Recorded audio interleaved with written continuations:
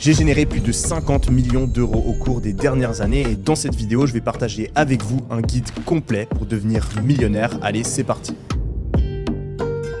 La première étape, c'est d'avoir un objectif précis et de savoir exactement dans quoi on s'embarque. En effet, on va pas procéder de la même manière si on veut devenir millionnaire ou si on veut devenir milliardaire. On va pas non plus procéder de la même manière si on est prêt à prendre beaucoup de risques ou si, à l'inverse, on a envie d'être plutôt prudent. Finalement, l'horizon de temps est aussi très important. On va pas lancer les mêmes business, on va pas choisir les mêmes industries si notre but c'est de devenir millionnaire en un an ou si on se donne plusieurs dizaines d'années pour le faire. En effet, plus notre objectif est de devenir millionnaire rapidement, plus on doit être prêt à prendre de risques et plus les taux de chance de réussite sont bas. Vous avez probablement seulement une chance sur 10 de devenir millionnaire en 2 ans et cela même si vous travaillez beaucoup. Alors que si on prend un horizon de temps plus grand comme 5 ou 10 ans, et bien là vous avez plus de 50% de chance de réussite si vous travaillez dur et que vous suivez la bonne voie. Je vous recommande donc de ne pas être trop pressé et pour un objectif grand comme celui de devenir millionnaire qui va changer votre manière de vivre pour toute votre vie, et bien on peut bien se donner quelques années. Les plus grands entrepreneurs l'ont bien compris et répètent sans cesse de penser à long terme. Jeff Bezos, un des hommes les plus riches du monde et le créateur d'Amazon, a même carrément fait construire une horloge qui doit tourner automatiquement pendant plus de 10 000 ans. Il l'a fait pour représenter dans le monde réel sa philosophie qui est de penser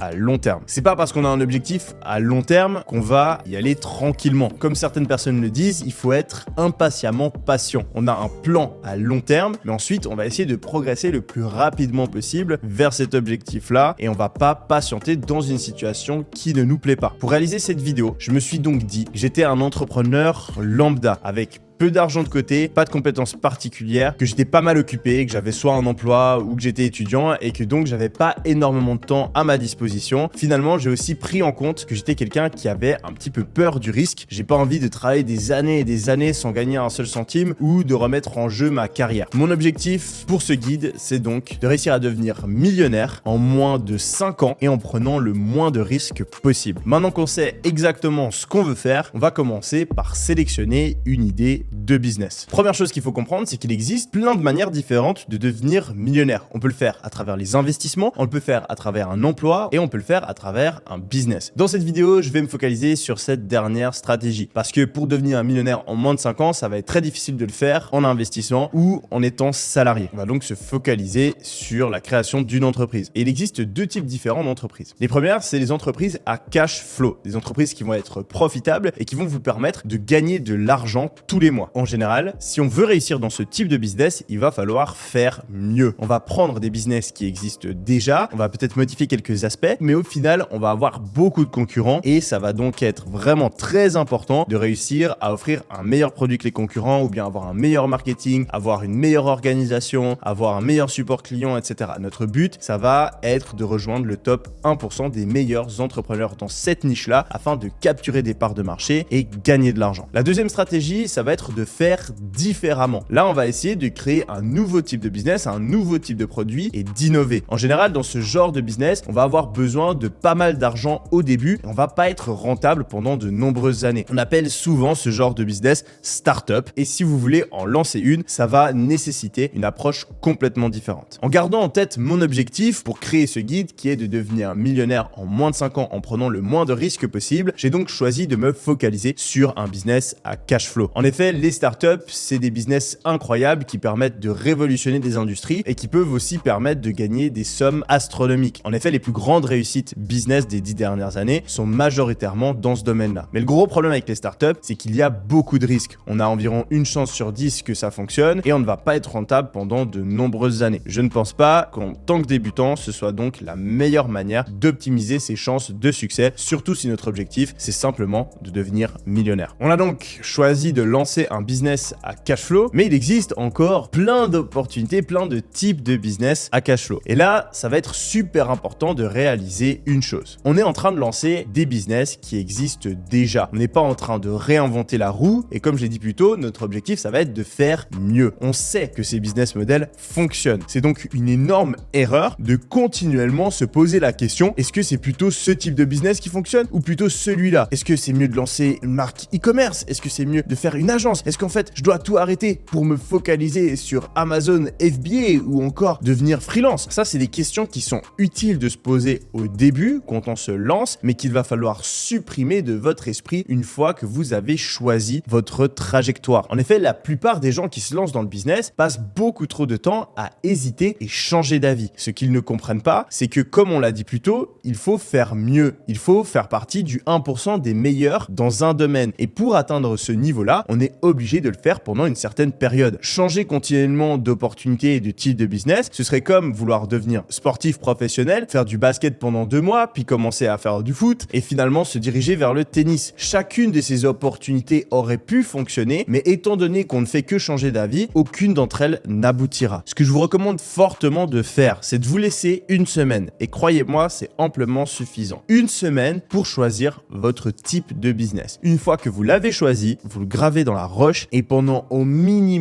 grand minimum 3 mois, vous allez vous focaliser uniquement sur ce business. Personnellement, je vous recommanderais même de vous focaliser 1 an sur le business avant même de penser à l'idée de potentiellement changer d'opportunité. Ce qu'il va aussi falloir faire, c'est se concentrer sur un seul business. En effet, le focus est roi. C'est une des erreurs les plus courantes que je vois mes amis faire quand ils se lancent. Ils ont envie de tout faire et tout faire en même temps. Mais ils ignorent une chose très simple. Le cerveau humain n'est absolument pas fait pour multitasker. Vous ne me croyez pas? Essayez de faire un carré avec votre main droite. Vous allez remarquer que c'est pas très compliqué. Essayez maintenant de faire un triangle avec votre main gauche. Vous allez voir que vous y arrivez aussi. Essayez maintenant de faire les deux en même temps.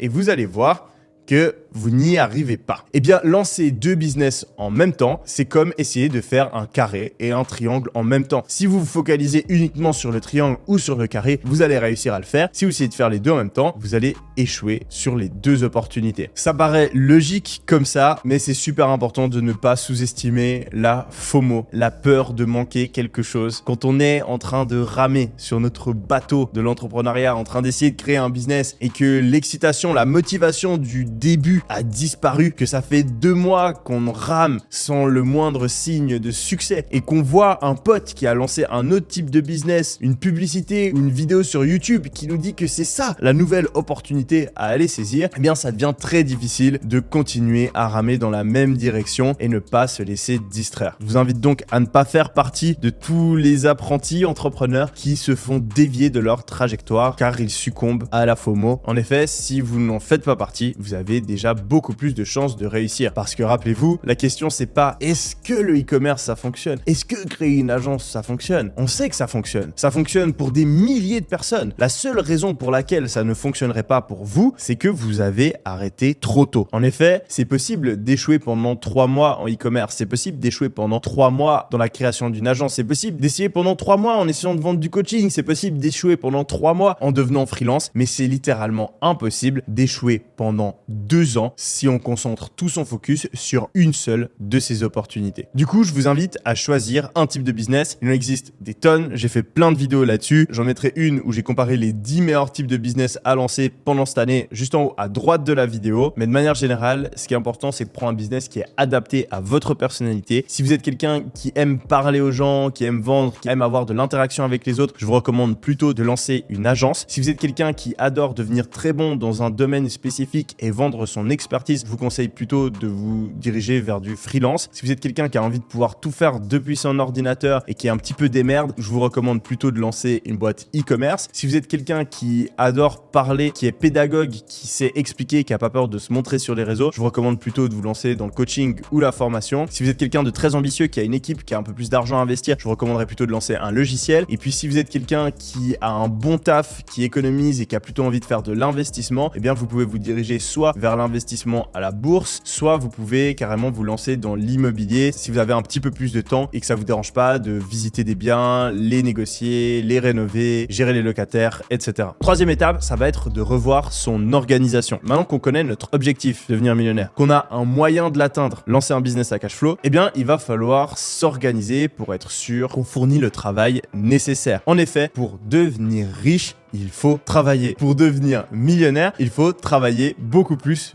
que les autres. Vous ne pouvez pas espérer devenir plus riche que les autres sans travailler plus que les autres. C'est ultra basique, mais c'est quelque chose qu'on oublie. Si vous n'êtes pas prêt à faire des sacrifices, si vous n'êtes pas prêt à rentrer chez vous alors que vous êtes fatigué, alors que les autres sont sur Netflix et vous mettre à travailler sur votre ordinateur, eh bien, vous n'êtes pas prêt à devenir riche. Il n'existe pas de méthode miracle. L'extrême majorité des gens qui deviennent riches le deviennent parce qu'ils le méritent, parce qu'ils ont plus travaillé, parce qu'ils ont fait preuve de plus de discipline, parce qu'ils ont fait des sacrifices et parce qu'ils ont pris des risques. Donc aujourd'hui, c'est à vous de choisir. Soit vous choisissez de garder le même niveau de confort, de garder les mêmes habitudes, de garder les mêmes excuses et vous garderez le même compte en banque. Soit vous prenez la décision une bonne fois pour toutes de changer la manière dont vous agissez drastiquement. Il doit vraiment y avoir un avant et un après et vous pourrez espérer à terme voir aussi un gros changement sur votre compte en banque. Pour votre organisation personnelle, le plus important, ça va être d'être constant. Pas besoin de travailler de manière surhumaine, mais il va falloir le faire pendant plus longtemps que la plupart des gens arrivent à le faire. En effet, c'est très facile de travailler 2 heures de plus par jour pendant une semaine. C'est beaucoup plus dur de le faire pendant 3 mois. 3 mois, c'est d'ailleurs la période pendant laquelle je vous recommande de planifier cette organisation. C'est un laps de temps qui est relativement long, mais qui permet quand même d'être flexible. Et au bout des 3 mois, on pourra changer un petit peu la manière dont on agit en fonction de ce qu'on a appris. Je vous recommande donc de sortir une feuille de papier ou d'ouvrir un document sur votre ordi et de mettre en grand le titre Plan d'action 90 jours. On va ensuite fixer des objectifs à la fin de ces 90 jours afin de savoir dans quelle direction on va. On sait que notre but, c'est de devenir millionnaire en 5 ans. Qu'est-ce qu'on doit avoir accompli d'ici 3 mois pour qu'on soit dans la bonne direction? Bien, je pense que dans un premier temps, on doit bien sûr avoir choisi son idée de business, on doit avoir travaillé l'équivalent de 10 heures par semaine pendant les 3 mois, on peut se mettre 2 semaines de vacances dedans et du coup, on tombe sur 4 plus 4, 8 plus 2,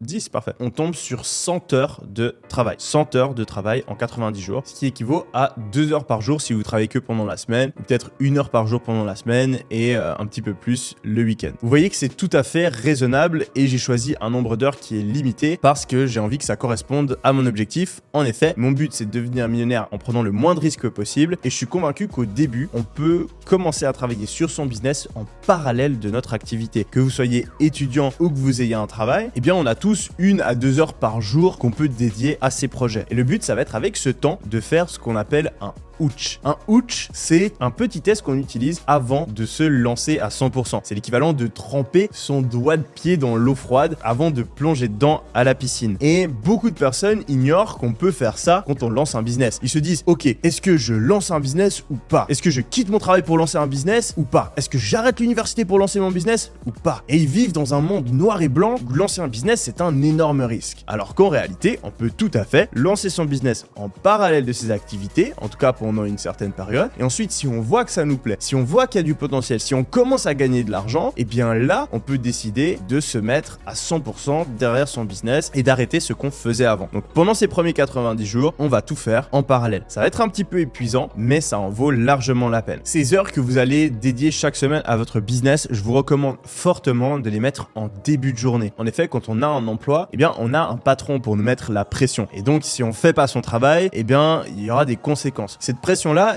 elle est chiante, mais elle permet d'être sûr qu'on va faire ce qu'on est censé faire. C'est comme les deadlines à l'université. Si on sait qu'on doit rendre un devoir à une certaine date, bah, le jour d'avant, on sait pas pourquoi, on est capable de travailler 10 heures dessus. Alors que c'était impossible de se motiver quelques jours plus tôt. Eh bien, le problème avec le business, c'est qu'il n'y a pas de patron, il n'y a pas de prof qui est là pour être sûr que vous allez travailler. C'est donc beaucoup plus facile de procrastiner ces tâches et donc c'est pour ça que je recommande fortement de les mettre en début de journée. En effet, si vous dites que vous allez travailler sur votre business quand vous rentrez du travail, eh bien, ça va très souvent passer à la trappe. Alors que si vous le faites le matin, que vous allez ensuite au travail, eh bien, vous n'allez pas vous dire « Oh, ce soir, je vais rentrer du travail 2 heures plus tôt alors qu'il y a votre patron qui vous regarde. » Ce sera beaucoup plus facile de faire les deux. Et ouais, et là, je sais que, ouais, automatiquement, dans votre esprit, il y a une petite pensée qui est passée et qui se dit que oui, bon, ça s'applique pas à moi parce que moi, je me lève déjà tôt, donc malheureusement, je travaille à 8 heures, donc je peux pas commencer à travailler sur mon business à 8 heures. Eh bien, les amis, vous avez tort. Tout le monde peut se réveiller 2 heures plus tôt. Je sais, ça fait mal. Je sais, on n'a pas envie. Je sais, on n'est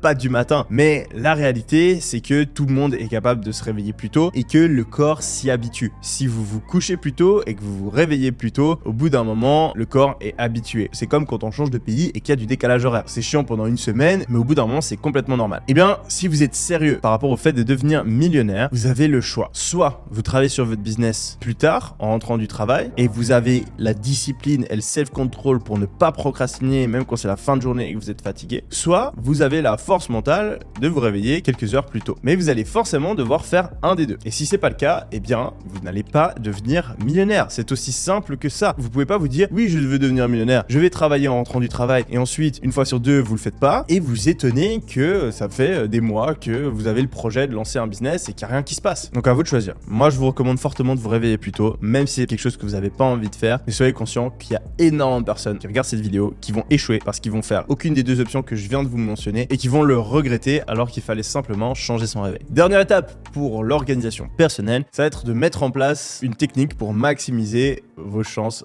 de réussite et faire face à l'indomptable flemme qui sommeille en nous. En effet, tout le monde est motivé pour faire des plans d'action, personne n'a la discipline de les tenir. Je vous recommande donc d'utiliser une de ces techniques-là que j'ai testées personnellement et qui ont chacune fortement augmenté mon taux de réussite. La première, ça va être de faire ce plan d'action avec un ami. Vous réfléchissez, vous envoyez un message à tous vos potes, allez viens, on se donne un challenge 90 jours et on va se tenir responsable mutuellement. Tous les jours, on va s'appeler à cette heure-là, on va demander à la personne sur quoi elle a travaillé, etc. Si vous voulez faire encore mieux, vous allez vous poser les deux au même endroit, vous travaillez, vous avez l'interdiction de vous parler entre vous. Vous n'avez pas besoin de lancer le même business, hein, c'est juste pour être dans la même merde ensemble et être sûr que l'autre va faire son travail. Deuxième technique, ça va être de poster sur Instagram et de s'afficher pour avoir la honte si on n'atteint pas notre objectif. Donc par exemple, on va dire voilà, pendant 90 jours, tous les jours, je vais à la bibliothèque de X heure à X heure ou d'ici 3 mois, j'aurai réalisé mes premières ventes et donc de se mettre la pression socialement comme ça. Finalement, dernière stratégie, faire un pari avec quelqu'un ou donner de l'argent à quelqu'un pour contrôler qu'on fait bien ce qu'on avait dit qu'on allait faire. Par exemple, c'est ce que j'avais fait l'année passée où j'avais parié plusieurs milliers d'euros avec un pote pour qu'il contrôle que je suive bien mes habitudes. En bonus, je vous mettrai aussi mon fichier de tracking que j'ai réalisé et qui m'aide à m'organiser. J'ai fait une vidéo sur la productivité qu'on mettra aussi là en haut à droite si ça vous intéresse et qui parle en détail de l'organisation personnelle d'un entrepreneur. Et je vous recommande fortement d'appliquer tout ça si vous voulez augmenter vos chances de succès. Ok les amis, on connaît notre objectif, on a un moyen pour y arriver, on a un plan d'action pour travailler dans cette direction. Et bien maintenant, il nous faut créer une offre. L'offre, c'est la base de votre business, c'est ce qui va définir tout le reste. On pourrait penser que quand on crée un business, on commence par se focaliser sur le produit, mais c'est faux. Si vous le faites, vous avez énormément de risques de vous retrouver avec un produit super bien fait dont personne ne veut. C'est donc beaucoup mieux de se concentrer d'abord sur qu'est-ce que les gens veulent, comment est-ce que je peux créer une offre qui va vendre et ensuite se poser la question comment est-ce que je peux avoir un produit qui répond à cette offre. Et comme ça, on sera sûr de créer quelque chose qui intéresse nos clients. Pour trouver cette offre, il y a deux stratégies qu'on peut utiliser. La première, ça va être de se concentrer sur les clients. On va prendre un certain type de clients et on va essayer de construire une offre autour de leurs désirs, leurs problèmes, leurs envies. Notre client peut être une entreprise, c'est ce qu'on appelle faire du B2B, business to business. Et si c'est le cas, eh bien, on va appeler plein de business dans une certaine niche. On va leur demander de quoi avez-vous besoin, comment est-ce qu'on peut vous aider à gagner plus d'argent, quels sont les problèmes que vous avez en ce moment, quelles choses est-ce que vous aimeriez bien déléguer à une agence. Vous pouvez leur poser plein de questions ou vous pouvez même réfléchir aux entreprises dans lesquelles vous avez travaillé et quels étaient les problèmes que vous rencontriez à l'époque et qui pourraient aider cette entreprise à gagner plus d'argent ou gagner du temps. Si notre client est un consommateur, quand on travaille en B2C, eh bien, on peut faire exactement la même chose. On peut aller poser des questions aux personnes de notre entourage ou à un type de clientèle et on peut aussi carrément réfléchir à quels sont nos problèmes, nos envies, nos peurs, nos désirs afin de créer une offre à partir de ça. Poser des questions en se basant sur les clients et leurs envies, c'est une des meilleures stratégies pour innover, pour faire différemment et donc pour créer typiquement une startup. Mais c'est pas vraiment la méthode que je recommanderais d'utiliser si vous voulez faire un business à cash flow. En effet, quand on crée un business à cash flow, on n'a pas besoin de réinventer la roue, on n'a pas besoin de trouver une manière nouvelle et innovante de résoudre les problèmes des clients. On peut simplement utiliser une autre méthode pour construire notre offre, qui est tout simplement d'aller regarder nos concurrents. On va aller regarder ce que d'autres business font, on va aller observer quels sont les autres business d'une industrie, qu'est-ce qu'ils vendent et pourquoi ça fonctionne. Une fois qu'on aura trouvé une offre qui fonctionne déjà pour beaucoup de gens, eh bien, il nous suffira de faire la même offre mieux ou de faire une offre un petit peu différente, mais qui s'adresse aux mêmes besoins afin d'avoir une idée de business qui fonctionne. Le gros avantage de cette technique, c'est qu'on s'appuie sur le marché. En effet, un truc qu'on apprend quand on débute dans le business, c'est que c'est le marché qui décide. On a tous nos idées, on a tous notre manière de voir le monde et malheureusement, très souvent, elle n'est pas en accord avec le marché. Et quand c'est le cas, on se retrouve avec beaucoup de temps passé, d'argent investi et aucune vente. Je le sais parce que je l'ai vécu personnellement plusieurs fois lors de mes premières boutiques e-commerce. En effet, quand j'ai choisi mes premiers produits, je me suis concentré sur le client. Je me suis dit, quels sont les besoins des clients qui ne sont pas satisfaits? Et je me souvenais qu'à l'époque, à l'armée, on avait tous envie d'obtenir un espèce de bracelet en paracorde qu'un de nos potes avait et qu'on trouvait nulle part où l'acheter. Du coup, j'ai fait une boutique qui vendait ce genre de bracelet. Résultat, une seule vente qui n'était pas rentable, j'ai perdu de l'argent sur cette boutique. Suite à ça, j'ai créé une deuxième boutique et je me suis dit, je me souviens quand je faisais du MMA, eh bien, je galérais à trouver des équipements. C'était à l'époque et le MMA était encore pas du tout démocratisé en France. Du coup, j'ai créé une boutique avec des équipements et là, encore pire, j'ai investi plus d'une centaine d'euros et j'ai fait 0 vente. Pour ma troisième boutique, j'ai fait l'inverse. J'ai tout simplement vu qu'il y avait énormément de boutiques de montres qui fonctionnaient très bien en publicité Facebook et puis aussi sur Amazon, AliExpress, etc. J'ai créé une boutique autour de ce produit-là et devinez quoi, j'ai fait plusieurs dizaines de milliers d'euros. En effet, ça a été beaucoup plus efficace pour moi de me concentrer sur le marché, le nombre de ventes que mes concurrents faisaient avec le même type de produit, plutôt que de se concentrer sur ce que je pensais et mon analyse des besoins des clients. Si vous choisissez cette option où vous vous focalisez sur les concurrents, il y a plusieurs manières de le faire. Vous pouvez espionner les publicités en vous baladant sur Facebook, sur Instagram, sur TikTok. Vous pouvez aussi prendre peut-être le téléphone de votre mère, de votre sœur, de votre père afin d'avoir des profils de consommateurs un petit peu différents du vôtre. Si vous voulez vraiment faire ça professionnellement, il existe aussi des outils comme Minea, mon logiciel, qui permet de voir toutes les publicités qui existent dans le monde entier et de voir plein d'informations par rapport à ça. C'est extrêmement utile quand on choisit le type de produit qu'on veut vendre. Et puis vous pouvez aussi aller bien sûr faire un tour sur AliExpress, sur Amazon. Si vous avez choisi de vendre un service, eh bien vous n'allez pas trop pouvoir aller sur Amazon ou ce genre de site. Il va plutôt falloir se concentrer sur des sites de freelance comme Upwork, Malt, 5euros.com qui vont eux aussi mettre en avant les types de services qui sont les plus importants, ou vous pouvez aussi aller regarder les agences qui existent sur internet en tapant certains mots-clés. Finalement, n'hésitez pas à demander à ChatGPT qui connaît vraiment tous les types de business et si vous mettez vos critères, ce que vous recherchez, le type d'industrie, il va en général vous recommander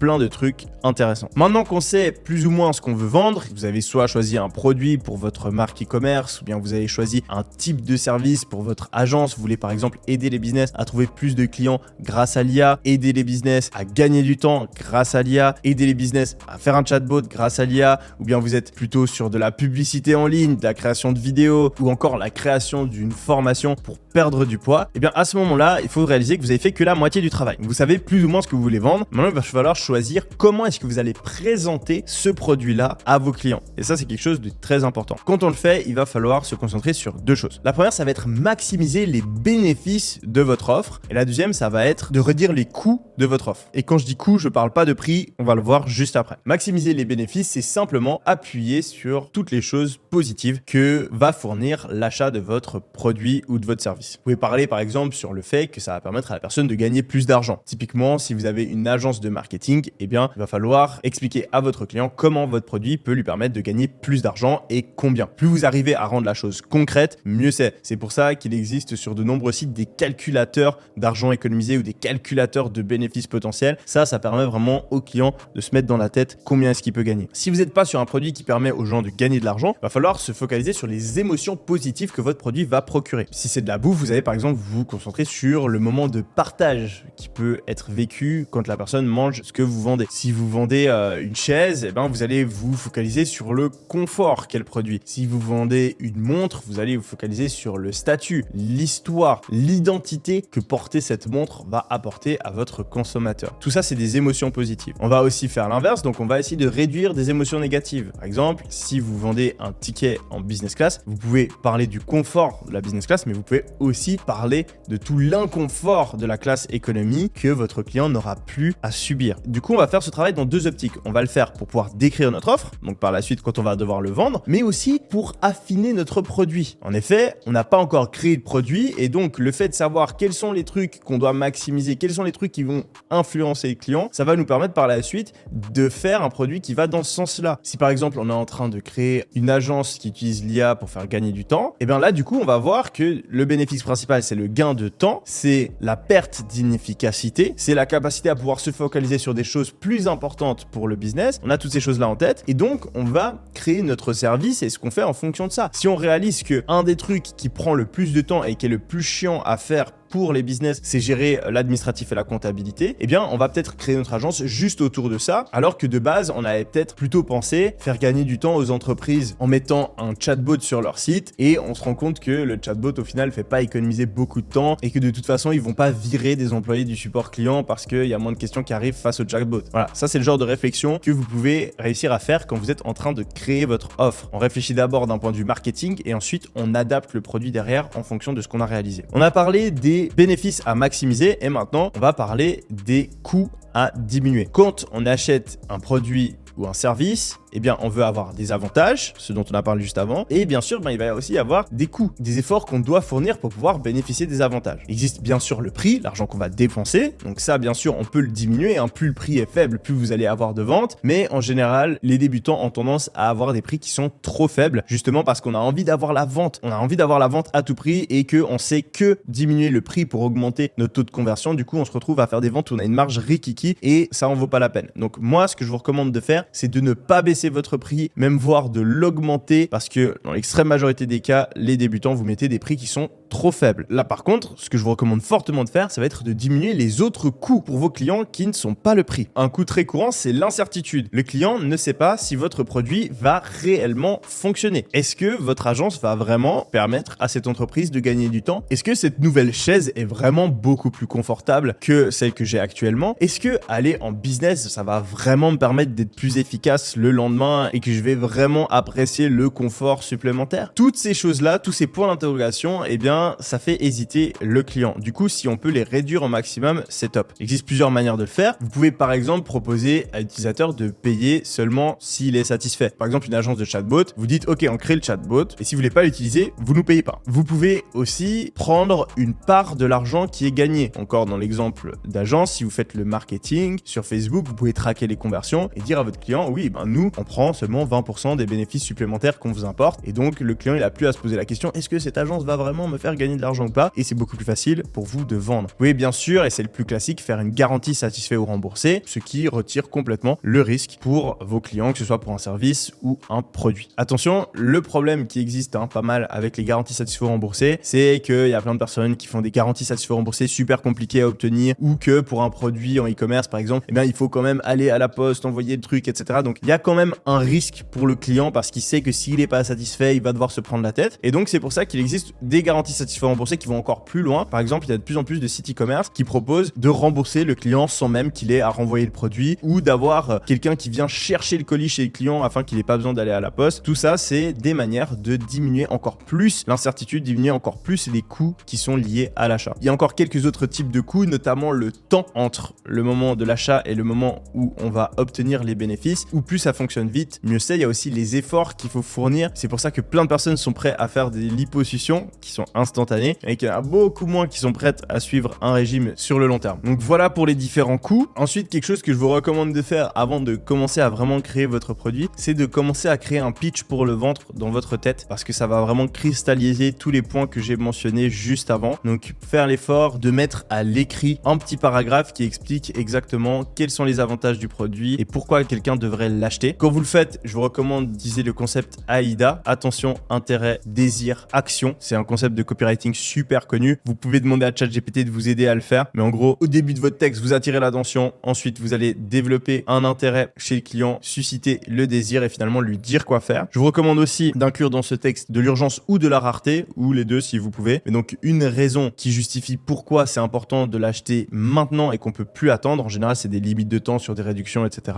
Une raison raisons qui expliquent pourquoi la chose elle est rare. En général, c'est des limites de stock. Et ce qui est très important, c'est que ce soit une vraie limite. En général, quand on commence, on n'a pas beaucoup de temps. Donc, votre service avec votre agence, vous pouvez le faire que pour un nombre de clients limité à ce prix-là. Ensuite, plus vous avez de clients, plus vous allez augmenter vos prix. Ça peut être un très bon argument. Et vous pouvez aussi faire une promotion seulement pendant une certaine période. On va aussi essayer d'utiliser la social proof. La social proof, c'est la preuve sociale en français. Donc, c'est la validation d'autres personnes. C'est un très bon argument pour vendre, mais malheureusement, quand on débute, c'est ultra galère. C'est pour ça qu'une manière de commencer, ça va être peut-être de faire les choses gratuitement au début afin d'avoir des études de cas et des témoignages qui vont nous permettre de vendre plus facilement par la suite. Et finalement, comme on l'a vu juste avant, c'est important que vous passiez du temps dans ce texte à décrire et à faire visualiser les problèmes qui vont être résolus grâce à l'achat de votre produit ou les bénéfices qui vont être perçus afin qu'ils puissent vraiment les voir, les sentir. Et plus vous arrivez à avoir un langage imagé, mieux c'est et plus vous aurez une offre qui est puissante. Vous pouvez faire cet exercice à l'écrit. Je sais que ce genre de truc, je recommande de le faire. C'est super utile, c'est super important de le faire, mais il y a une infime minorité d'entre vous qui vont le faire, mais je le recommande quand même pour les 1% qui sont vraiment déterminés. Et vous allez voir que si vous prenez le temps de le faire au début de votre business, vous allez réaliser pas mal de choses sur comment vous devez gérer votre produit et votre vente par la suite. La deuxième chose que je vous recommande aussi de faire, c'est d'essayer de vendre le produit à l'oral, donc avec un appel. Que ce soit un service ou un produit, vous appelez tous vos potes. Vous essayez de leur vendre le produit. Si possible, des potes qui sont pas trop proches de vous et qui vont pas acheter le produit juste pour vous faire plaisir, mais des potes que vous avez pas trop peur d'appeler. Sinon, le mieux ce serait vraiment d'appeler des inconnus, mais c'est vrai que quand on commence, c'est un petit peu difficile. Vous essayez de vendre ce produit imaginaire à tout votre entourage. Et si vous n'arrivez pas à le faire, eh bien, changez votre offre, changez votre produit et commencez pas à passer des mois à créer votre produit et votre offre alors que c'est quelque chose qui ne se vend pas. C'est super important de faire ça au début. Quand vous faites ces appels, concentrez-vous sur une chose. Posez des questions à votre prospect, à votre pote, afin de connaître ses désirs, ses envies, ses problèmes dans sa situation actuelle par rapport à votre produit. Si on vend une chaise, je vais poser des questions sur la posture de mon pote, s'il a peur d'avoir des problèmes de dos, s'il a déjà mal au dos, s'il a des personnes dans sa famille qui ont mal au dos, combien de temps il passe sur sa chaise, etc. Je vais lui faire découvrir son problème en lui posant des questions et récolter aussi des informations en même temps sur mes prospects par rapport à quels sont les points les plus importants pour les convaincre. Ensuite, je vais décrire la situation idéale. Je vais poser des questions à mon prospect en lui disant « Ouais, et comment est-ce que ta vie serait différente si tu savais que tu avais une chaise qui était vraiment bien pour ta posture? Comment est-ce que tu penses que ta douleur au dos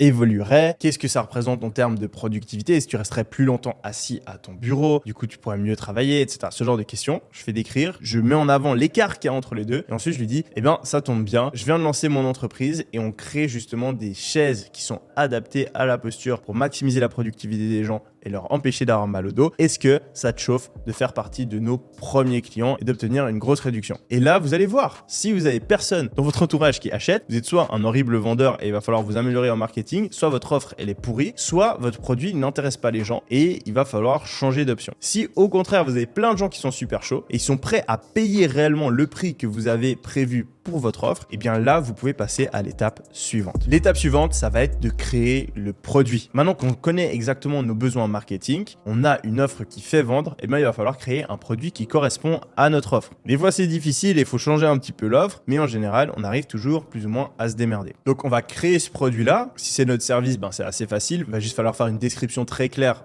de notre service, acquérir les compétences pour pouvoir le délivrer ou trouver des personnes qui peuvent le faire. Si c'est un produit physique, on va soit aller prendre un produit qui existe déjà si on fonctionne en dropshipping par exemple, ou on va aller le faire créer par un fournisseur. Ce qui est super important, c'est avant qu'on commence à vendre notre produit, qu'on ait un produit qui soit de qualité moyenne. On n'a pas besoin d'avoir un produit incroyable parce que là, on est dans une première étape où on teste le marché. Mais on peut pas non plus se permettre d'avoir un produit de merde. L'objectif, ça va être d'avoir un produit qui a entre 3 et 4 étoiles sur 5 de satisfaction client. Si vous êtes en dessous de 3, ça ne va pas. Vous pouvez pas commencer un business avec des clients qui sont mécontents. On peut commencer un business avec des clients qui sont neutres, qui sont là, bon, ok, ça fait le taf, mais c'est pas aussi bien que ce que j'avais envisagé. Mais on peut pas commencer un business avec des clients qui se disent, oh, c'est horrible, c'est une arnaque, ça va pas du tout, je me suis fait niquer. Parce que votre réputation business, elle va être mauvaise et du coup, vous allez jamais pouvoir survivre sur le long terme. Donc, tant que vous n'avez pas trouvé un produit qui correspond à l'offre et qui permet d'avoir des clients qui sont moyennement satisfaits, vous pouvez pas passer à l'étape suivante. C'est pour ça qu'il va falloir très bien choisir vos fournisseurs. Si vous travaillez en dropshipping, si possible, il va falloir trouver des fournisseurs qui sont dans dans le même pays pour avoir des délais de livraison qui sont assez courts. Et puis le but, ça va être rapidement de transitionner vers vos propres stocks une fois que vous avez validé le modèle. Une erreur que beaucoup de personnes font à ce niveau-là, ça va être de pas essayer de créer un produit qui va rendre les clients moyennement contents, mais d'essayer de faire un produit qui va rendre les clients extrêmement satisfaits, viser 5 étoiles sur 5. C'est super noble comme objectif, mais le gros problème qu'il y a avec ça, c'est que vous risquez de passer énormément de temps en allant dans la mauvaise direction. Comme on l'a vu plus tôt, c'est toujours le marché qui a raison, c'est toujours les clients qui ont raison, et les clients, ils pensent pas comme vous. Et donc, vous allez très probablement vous obséder sur certaines caractéristiques de votre produit qui sont pas du tout importantes aux yeux des clients, et vous allez négliger d'autres caractéristiques de votre produit qui sont primordiales. Le plus connu des exemples par rapport à ça, c'est Instagram. Instagram, de base, c'était une application de check-in qui permettait de faire plein de trucs différents, et quelques mois après qu'ils aient lancé l'application, ils se sont rendus compte que les utilisateurs, ils utilisaient presque que l'option pour partager les photos. Ils ont changé l'application et ils ont créé du coup Instagram qui est focalisé sur les photos, et c'est pour ça que l'entreprise a explosé et été valorisée à plusieurs milliards en quelques années. Si l'équipe d'Instagram avait passé 6 mois, une année,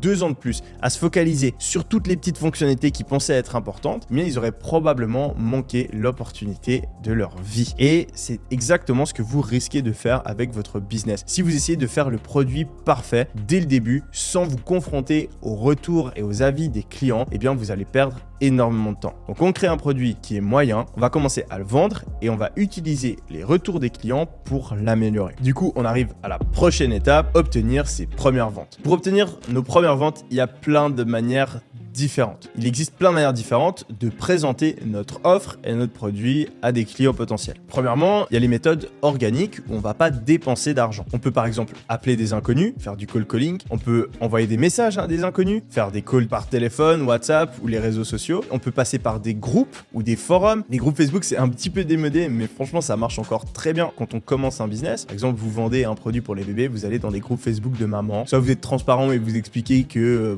vous venez de créer un produit et que vous faites des réductions pour les personnes qui veulent le tester, soit vous recommandez simplement votre propre produit en mode vous avez déjà vu ça, etc. J'utilise, c'est top pour moi, et vous allez potentiellement avoir des gens qui sont intéressés. Après, il y a beaucoup de groupes qui interdisent la vente parce que sinon ça devient juste le marché dans ces groupes Facebook, et donc c'est peut-être mieux parfois d'avoir une approche un petit peu plus indirecte où vous allez tout simplement répondre à tous les posts sur le groupe, devenir pote avec tout le monde, et au bout de quelques messages, vous proposez votre produit, que ce soit un produit physique ou un service. Et puis il y a aussi tout simplement la possibilité de créer du contenu, que ce soit des vidéos YouTube et surtout TikTok. TikTok, quand on vend des produits en e-commerce, c'est top. On fait une vidéo où on présente le produit, il faut en faire des fois des dizaines voire des centaines, mais on arrive à avoir des vidéos virales et à faire nos premières ventes comme ça. Bien, on peut aussi créer une communauté par rapport à une thématique spécifique. Par exemple, on fait des vidéos sur la pêche sur YouTube, et ensuite quand on a un produit à vendre, vu qu'on a une audience qui nous suit, ce sera facile de le mettre en avant. Je vous recommanderais fortement de choisir une de ces méthodes organiques pour commencer, parce que vous n'allez pas avoir à dépenser de l'argent en publicité et ça va vous permettre de vraiment connecter avec vos clients et de mieux comprendre comment ils pensent et où les trouver. C'est super important de ne pas s'éparpiller à ce moment-là, donc vous choisissez une méthode et vous continuez uniquement avec cette méthode-là pendant plusieurs semaines, voire plusieurs mois. On est sur le même concept qu'avant quand on parlait de choisir une idée de business. Si vous utilisez toutes les méthodes de faire de la publicité, de trouver des clients, pendant une semaine chacune, vous allez jamais avoir de résultats. La deuxième manière de trouver des clients, ça va être d'utiliser la publicité. Donc là, gros désavantage, vous dépensez de l'argent, vous n'êtes pas trop au contact de vos clients, mais ça peut aller beaucoup plus vite si vous avez du budget. Vous pouvez dépenser de l'argent en publicité sur TikTok, en publicité sur Facebook ou tout autre type de plateforme qui est adapté à votre produit. Je vous recommande cependant de vraiment y aller step by step, étape par étape. Vous n'avez absolument pas besoin de dépenser des milliers d'euros en publicité pour faire un test, surtout quand on débute. Si vous avez aucune vente après avoir dépensé 100, 200, 300 euros de pub, la solution c'est pas de dépenser plus, c'est vraiment de changer votre offre ou changer votre produit. Il doit y avoir un problème quelque part. Pendant qu'on est en train d'obtenir ces premières ventes, eh bien il va aussi falloir améliorer notre business. Je vous recommande de systématiquement appeler tous les clients afin d'avoir leur feedback. Toutes les personnes qui achètent, vous leur demandez pourquoi est-ce que vous avez acheté, vous leur demandez leur âge, leur sexe, leurs intérêts afin de comprendre quelle est votre typologie de client, et puis vous allez aussi leur demander des retours sur votre produit. Quels sont les défauts, quelles sont les choses positives, est-ce qu'ils sont satisfaits ou non, et vous pouvez aussi en profiter s'ils sont satisfaits pour leur demander de vous mettre en relation avec d'autres personnes qui pourraient être intéressées par votre produit. Ça peut être le cas pour des produits physiques, tout tout comme ça peut être le cas pour un service. Si vous avez par exemple une entreprise qui a acheté votre chatbot, vous demandez plein de retours sur comment est-ce que ça s'est passé, etc., le processus, la mise en place, est-ce qu'ils sont satisfaits, est-ce qu'ils connaissent d'autres personnes qui ont envie d'un chatbot,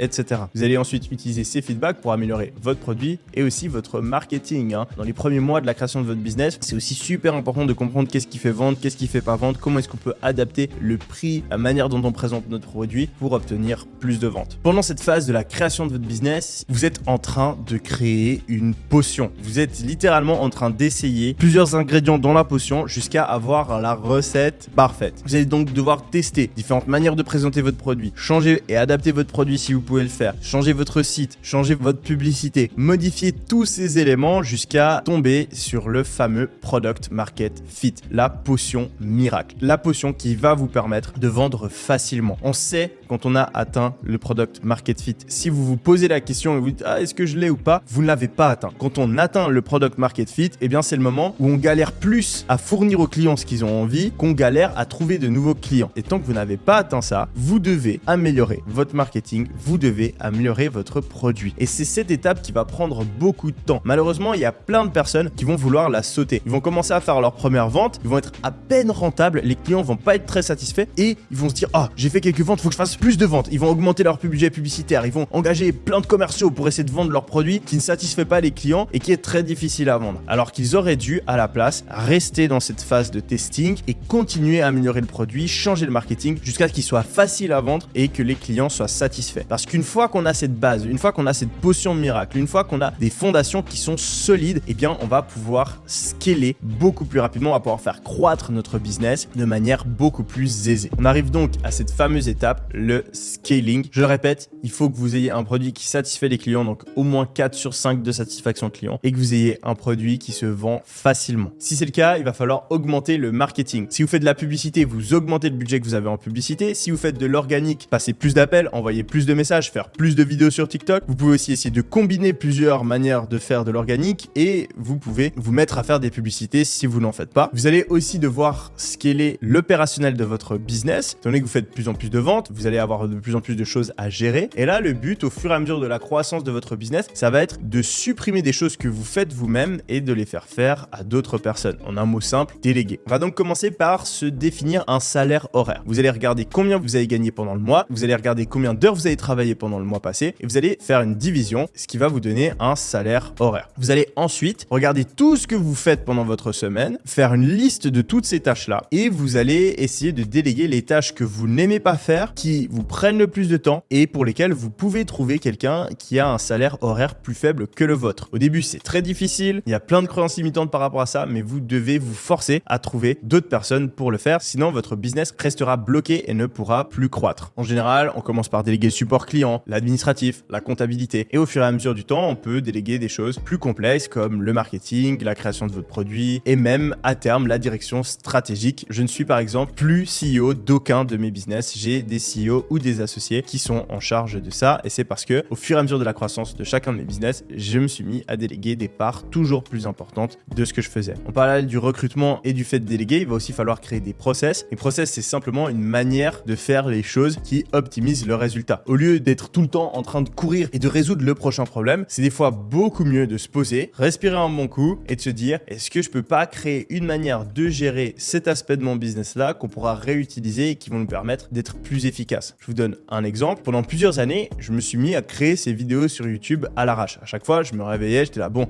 ouais, aujourd'hui, j'ai plus de vidéos sur ma chaîne, faut que je crée une vidéo YouTube. Donc après, je réfléchissais, j'écrivais mon script, je prenais ma caméra, je tournais, je prenais les vidéos, je faisais le montage et dès que j'avais fini, je la postais, puis j'étais là, oh, putain, puis il faut mettre un titre, puis je mettais un titre et puis après, je mettais la miniature et puis voilà. Et un jour, je me suis dit, ok, c'est pas optimisé, on va créer un process. Du coup, j'ai réalisé que je pouvais séparer plusieurs de ces étapes. Il y avait un jour pendant le mois où je trouvais toutes mes idées de vidéos et tous mes scripts pour tout le mois. Ensuite, je me suis planifié un jour par semaine, tous les mardis, où je tournais les vidéos. J'ai loué un studio, comme ça j'ai plus besoin de me faire chier avec les caméras, etc. Upload les fichiers, et puis j'ai pu améliorer la qualité du décor. Finalement, j'ai engagé des personnes pour faire le montage et pour publier la vidéo directement sur ma chaîne. Comme ça, j'ai plus à passer du temps dessus et je peux utiliser mon temps sur une activité qui est encore plus rentable pour moi. Tout ça, c'est un process que je refais tous les mois, où en début de mois, je vais choisir mes idées de vidéos, etc., etc. Et ça me permet de pas être à l'arrache et d'avoir des vidéos qui sont mieux pensées, avec des meilleurs titres, un meilleur décor, un meilleur montage et donc plus de vues. Cette philosophie-là de création de process, elle fonctionne pour tous les aspects de votre business et ça doit être votre focus principal quand vous êtes en train de scaler. Dernière étape, maximiser l'argent qu'on sort de notre business. En effet, si votre but c'est de devenir millionnaire en 5 ans, il va falloir extraire un maximum de valeur de votre business. Il y a énormément d'entrepreneurs qui font de grosses erreurs par rapport à ça, où ils vont se dire qu'ils sont en train de réinvestir dans leur business. Ils vont tous les mois sortir que quelques centaines d'euros et se dire que de toute façon, c'est parce qu'ils sont en train de réinvestir dans leur business et à long terme, ils vont gagner beaucoup d'argent. Mais ça, si vous avez un business à cash flow, c'est du grand n'importe quoi. Il y a une grande différence entre réinvestir dans son business et avoir un business qui n'est pas rentable. Et malheureusement, beaucoup de gens font l'amalgame. Quand on investit dans quelque chose, on crée un actif. Si vous investissez dans l'immobilier, eh bien vous investissez parce qu'une fois que votre maison elle est terminée, vous pouvez la louer et gagner un loyer tous les mois. Si vous investissez dans la création d'un logiciel, vous investissez parce qu'une fois que vous avez fini le logiciel, vous pouvez le monétiser et donc gagner de l'argent avec. Si vous avez un business e-commerce, vous ne pouvez pas, à moins que vous soyez en train d'investir du stock et que vous êtes sûr que vous allez réussir à le vendre parce que voilà, vous avez les preuves sur la vente de vos produits que les clients ont envie de ce stock, eh bien, si vous n'êtes pas en train de faire ça, vous êtes juste pas rentable. Vous avez une offre qui vend pas assez bien ou qui n'est pas assez chère pour couvrir l'argent que vous dépensez en publicité. Vous n'êtes pas en train de réinvestir dans votre business, vous êtes juste pas rentable. Même chose si vous êtes freelance et qu'à la fin du mois, vous avez que 1000 euros de plus sur votre compte en banque, eh bien, c'est pas parce que vous êtes en train d'investir dans votre business, c'est juste parce que votre business a généré que 1000 euros de rentabilité pendant ce mois. C'est donc super important de se focaliser sur le cash flow. Combien est-ce qu'on a de cash en plus à la fin du mois? Regardez, l'argent qui rentre, l'argent qui sort et la différence entre les deux, c'est le cash flow, c'est l'argent qu'on gagne. Et cette métrique-là, elle est super importante parce que c'est une métrique no bullshit. On peut pas se mentir, on voit très bien l'argent qu'on a dans le compte en banque. L'idéal, ce serait d'avoir un comptable qui va vous donner des données très claires sur votre business, mais au début, c'est un petit peu compliqué et donc je vous recommande de rester concentré sur une seule métrique. Ce cash flow-là, le but, ça va être de l'investir. Soit vous l'investissez dans le business, une fois qu'il est sorti, donc vous le sortez d'abord et ensuite vous pouvez décider de le réinjecter, mais vous le réinjectez que si et seulement si vous êtes sûr que ça va être rentable de le faire. Imaginons que vous êtes tout le temps sold out sur votre site e-commerce, et ben là, racheter des nouveaux stocks, en général, c'est pas trop risqué. Imaginons que vous arrivez facilement à vendre votre offre avec votre agence, engager un commercial, ça va vous coûter de l'argent, mais de nouveau, c'est pas trop risqué. Ça, c'est un vrai investissement. Si vous n'avez pas trop d'endroits où vous pouvez investir de l'argent dans votre business de manière sûre et rentable, vous allez sortir l'argent du business et vous allez l'investir dans l'immobilier ou la bourse en fonction de vos préférences. Si vous avez envie de vous concentrer sur votre business et pas perdre trop de temps, je vous recommande fortement la bourse. Franchement, on vous mettra une petite vidéo juste ici. Vous la regardez, ça vous prend 1 heure et ensuite vous avez votre petite habitude d'investissement tous les mois. C'est pas plus compliqué, ça va vous prendre quelques dizaines de minutes par mois, c'est tout. Et vous allez pouvoir faire fructifier votre argent. Soit vous investissez dans l'immobilier, là ça vous prendra plus de temps. On a aussi une petite vidéo que je vous mettrai ici et